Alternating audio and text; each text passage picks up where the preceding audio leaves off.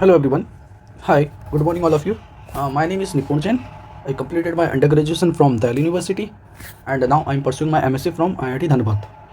So today basically we start our new topic structure of atom. So firstly हमें समझना चाहिए कि structure of atom की पढ़ने की क्या ज़रूरत है. Why we have to study structure of atom. As you know that everything around us is made up of matter and matter is present and matter is made up of atom and matter is present in three state. As you know that solid state, liquid state and gaseous state. So understanding of atom is very important. So we have to understand how the structure of atom is made.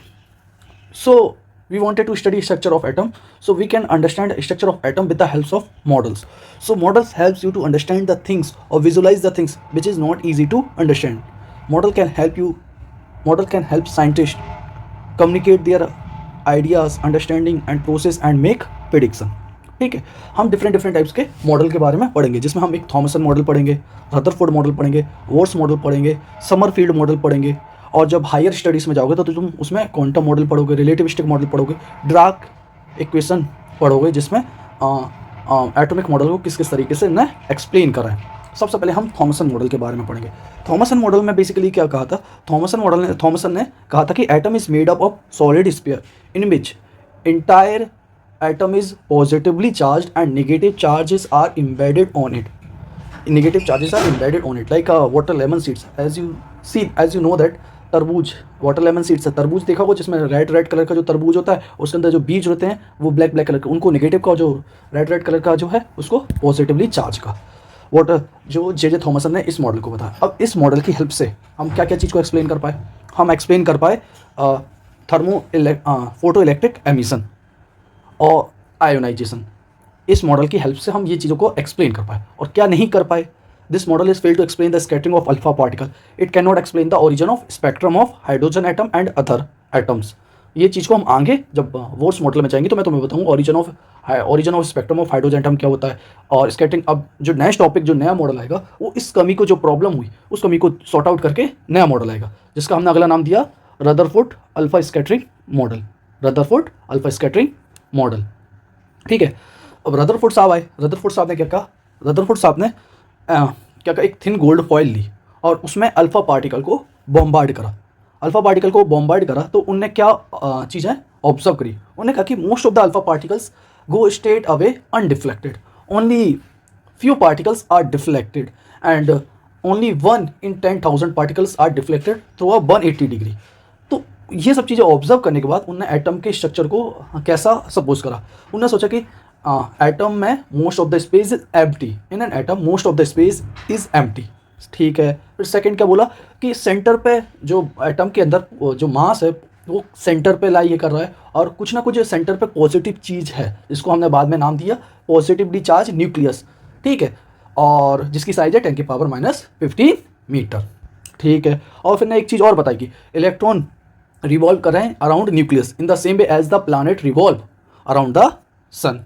अब इसकी drawbacks क्या हुए. सबसे पहले ये stability of atom को नहीं बता पाए. It could not explain the stability of atom.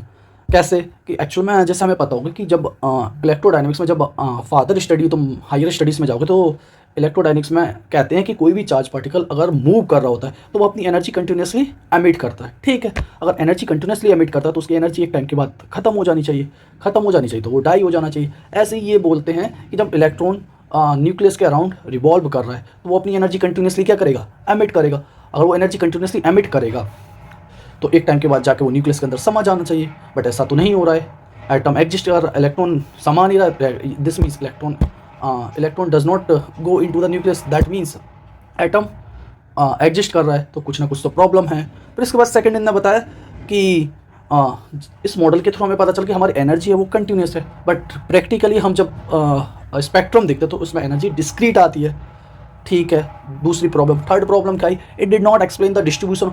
ये भी नहीं बता पाए कि इलेक्ट्रॉन किस तरीके से डिस्ट्रीब्यूटेड हैं अराउंड द न्यूक्लियस. ठीक है. अब इस मॉडल को और सॉर्ट आउट करने के लिए हमारे बोर्ड साहब आए. उनने कहा कोई बात नहीं, तुम्हारे पास जो भी प्रॉब्लम है अपन मिल के सॉल्व आउट करेंगे. उनने कहा कि सबसे पहले बोर्ड ने कहा कि जो भी तुम्हारी प्रॉब्लम है मैं डोंट वरी मैं सॉर्ट आउट करूँगा. उन्होंने पोस्टुलेट दिए. पोस्टुलेट क्या होता है, postulate is something that is we have to assume without any proof. On the basis of observation. और साहब ने कहा कि electron revolve in a circular orbit, ठीक है, इलेक्ट्रॉन रिवॉल्व ओनली उन दो circular orbit where they does not emit their energy, that's we call this orbit as a stationary orbit, ठीक है। और उनने फिर कहा कि एंगुलर मोमेंटम क्या है, क्वांटाइज्ड है। एंगुलर मोमेंटम क्वांटाइज्ड है, इसका मतलब क्या है कि radius of the orbit and energy of the orbit are discrete. कहने का मतलब ये है कि जब इलेक्ट्रॉन हायर ऑर्बिट से लोअर ऑर्बिट में आएगा तब वो अपनी एनर्जी को एमिट करेगा, और अगर लोअर ऑर्बिट से हायर ऑर्बिट में जाएगी तो एनर्जी एब्जॉर्ब करेगा। यही रीज़न है कि तुम्हारी एनर्जी, तुम पहले एज्यूम कर रहे थे ना कि एनर्जी कंटिन्यूस है, एनर्जी कंटिन्यूस नहीं है, एनर्जी डिस्क्रीट है।